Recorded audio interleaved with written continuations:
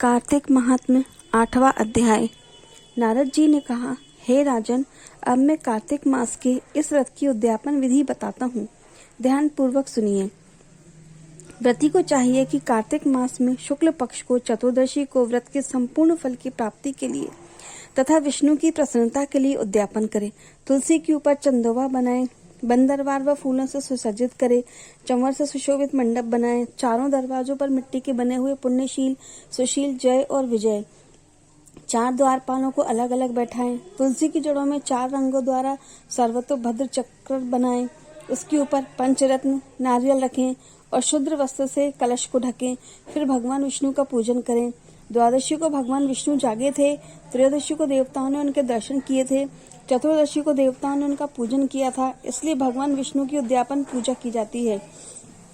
उस दिन संयम तथा शांत चित्त से व्रत करना चाहिए। अपने गुरु की मूर्ति बनाकर षोडशोपचार तथा नैवेद्य आदि से भगवान का पूजन करें। विविध प्रकार के वाद्यों के साथ कीर्तन करें।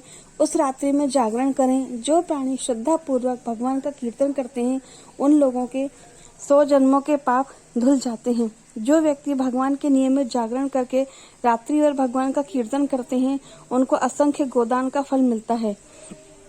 जो लोग भगवान की मूर्ति के सामने नृत्य गान करते हैं, उनको अनेक जन्मों के एकत्रित पाप नष्ट हो जाते हैं।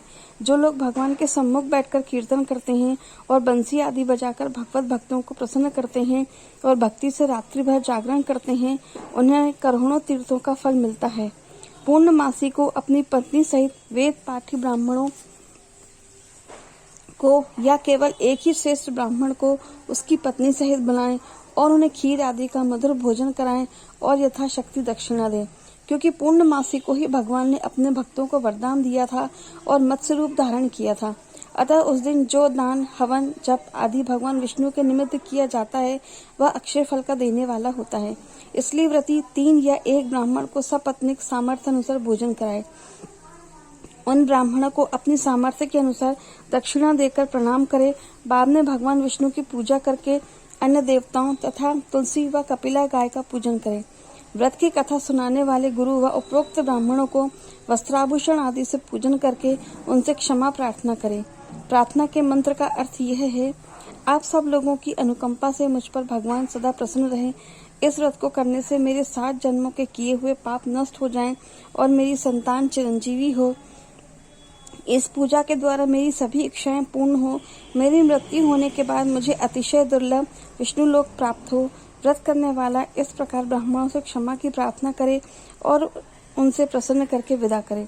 पूजा की सारी वस्तुओं के साथ गाय भी गुरु को दान में दें। घर वालों और मित्रों के साथ स्वयं भोजन करें। कार्तिक और माघ मास के उद्यापन के नियम इसी प्रकार बतलाए गए हैं। इस तरीके से जो प्राणी कार्तिक मास का व्रत करता है और उद्यापन करता है, वह पाप रहित होकर मनवांछित कामनाओं को प्राप्त करता है। जय श्री राधे कृष्ण।